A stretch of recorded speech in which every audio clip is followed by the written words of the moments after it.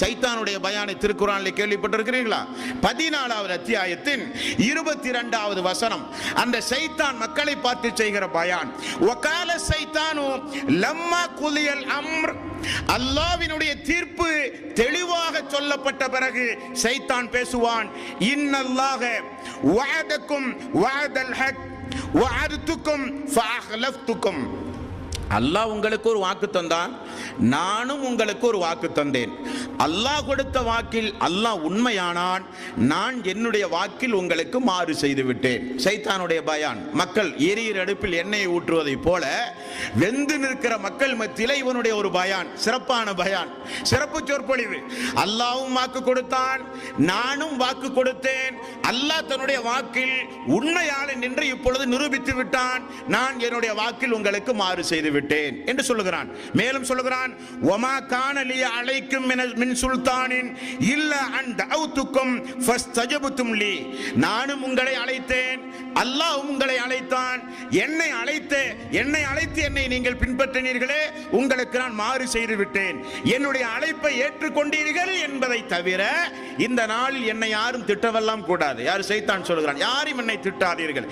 மேலும் சொல்லுகிறான், ஃபலா தலூமூனி வலூமு அன்ஃபுஸக்கும். என்னை யாரும் ஏசாதீர்கள், உங்களை நீங்களே ஏசிக்கொள்ளுங்கள். உங்களை நீங்களே ஏசிக்கொள்ளுங்கள், என்னை யாரும் ஏசாதீர்கள். இன்னி கஃபர்து பிமா அஸ்ரக்துமூனி மின் கபல்.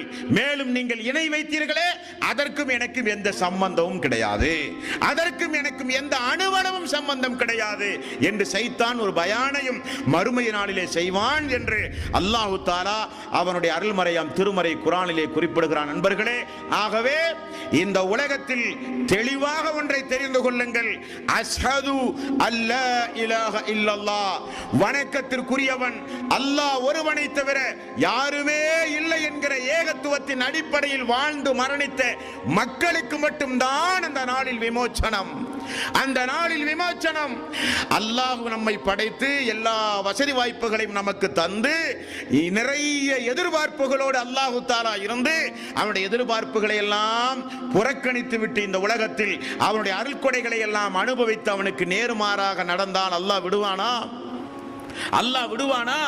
அப்ப அல்லாஹு தஆலா யாரை வணங்கி வழிபட்டு வந்தீர்களோ, யாரை நம்பி பிரார்த்தனை செய்தீர்களோ, யாரெல்லாம் உங்களை காப்பாற்றுவார்கள் என்று எண்ணினீர்களோ எல்லோரையும் கொண்டு வந்து நிப்பாட்டி இப்படிப்பட்ட விசாரணை மன்றத்தில் விசாரித்து உங்களை இழிவடைய செய்வான், வேதனைக்கு உள்ளாக்குவான் என்பதையெல்லாம் அல்லாஹு தஆலா தெளிவுபடுத்துகிறான்.